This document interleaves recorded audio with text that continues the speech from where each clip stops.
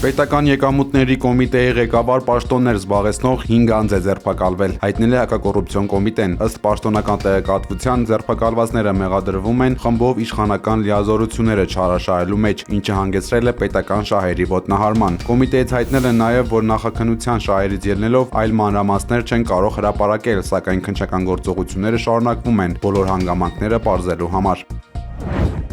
Մենք հույս ունենք, որ այդ որոշումը Հայաստանի վարչապետ Նիկոլ Փաշինյանը հերքել է տեղեկությունը, թե Ադրբեջանը Հայաստանին 4 գերի է վերադարձրել սիրիացի 2 վարձկանների դիմաց։ Վարչապետի Բաքվից Հայաստան վերադարձած 4 գերիների լուրի հրապարակումից շատ չանցած Արդարադատության նախարարությունը հայտարարեց Հայաստանում ցմահ ազատազրկման դատապարտված սիրիացի 2 քաղաքացիների՝ Յուսեֆ Ալաբեդ Ալ-Հաջի եւ Մուհաբար Մուհամմադ Ալ-Շխերիին Թուրքիայի միջոցով Սիրիայի Արաբական Հանրապետության իրավասու մարմիններին փոխանցելու մասին։ Համացանցում լուրեր տարածվեցին, թե այս 2 իրադարձությունները կապ ունեն իրար հետ, ինչը այսօր մամուլի ասուլիսում Փաշինյանը ժխտել է։ Մենք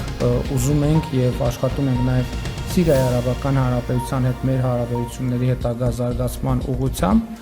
եւ այդ թվում մենք հույս ունենք, որ այդ որոշումը,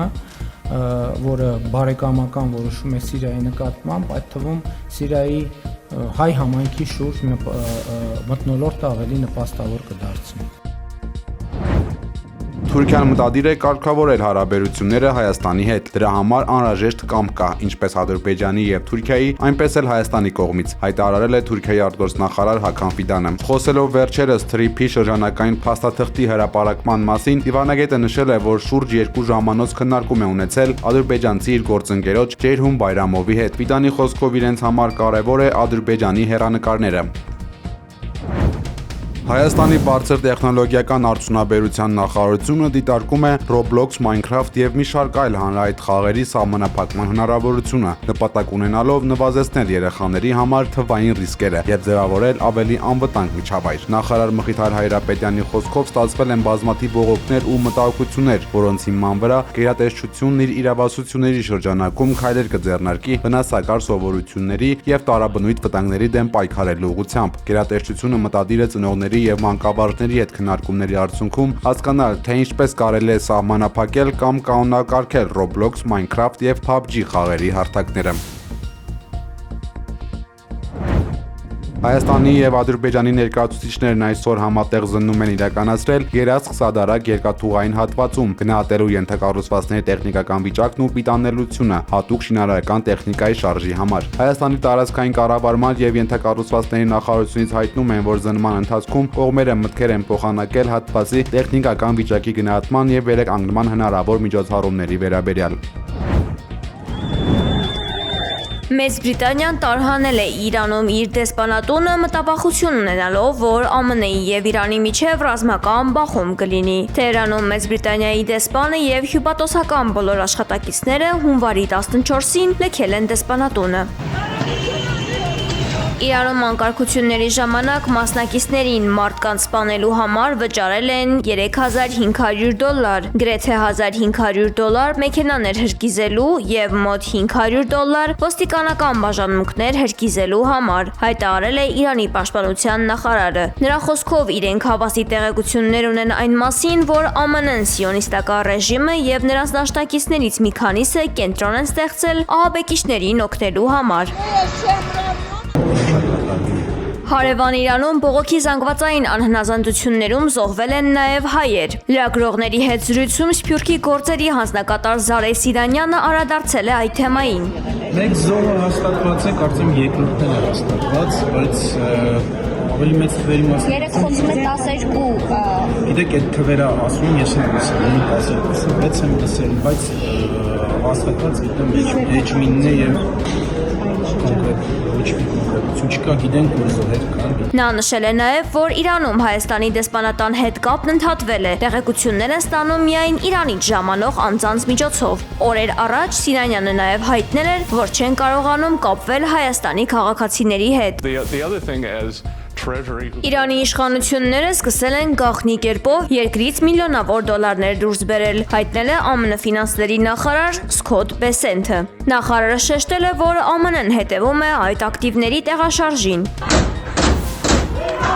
ԱՄՆ-ի եւ Իրանի միջև հնարավոր ռազմական գործողությունների մտավախությունների ֆոնին ավելի քան 5 ժամ փակ մնացած Իրանի օդային տարածքը վերաբացվել է, չեղարկվել եւ հետաձգվել էին մի շարք չվերթներ, այդ թվում նաեւ Հայաստանից։